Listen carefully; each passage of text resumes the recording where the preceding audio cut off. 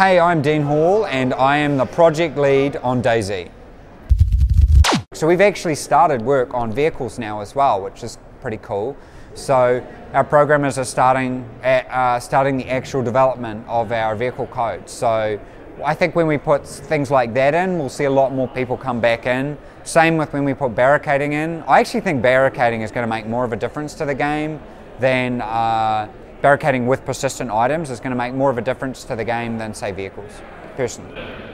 So how will the barricade system change? I actually took a lot of inspiration. I really like how the Dead Linger has done barricading.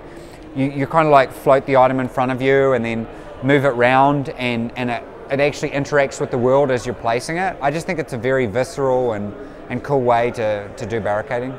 And vehicle-wise, driving around, is that going to be a big difference, would you say, from Armored 2s? Well, the idea is that we'd have it so that you actually have to attach a whole bunch of items to the vehicle to make it work. So you need to go find an alternator, and you need to find this for the engine. I'm not super car savvy, so we've almost exhausted the parts there. No, batteries, spark plugs, that kind of stuff. And I think because that will make it a real event for players, particularly when you get something like a helicopter and you're trying to find really complex parts.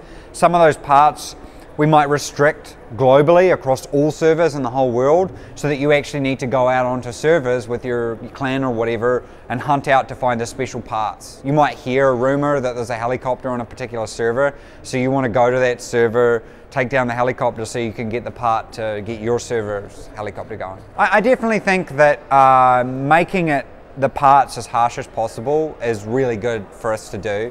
And that's one of the reasons that we wanted to redo the whole way how vehicles work, so that you would go out and you'd find a door on this car, and it might be a red car, and you pull it off and you put it on your car. And then as you're driving it around, in the back of your mind, there's kind of a story behind getting that door, right? That, you got this blue car with this red door on it. So yeah, I think that's a big part of it. It allows you to customize the vehicle and actually the building of it to be an event. And that kind of existed with the mod a bit, but I think we can do it better. And I know it's frustrating for people why we haven't put the vehicles in, but I really think if we didn't do this, it's such a missed opportunity. I am not the person to ask for game advice. Thanks for letting us know, Dean. If you're in the mood to stare at more of Dean Hall's face and talk about DayZ, then why not subscribe and like this video, because Dean will be happy.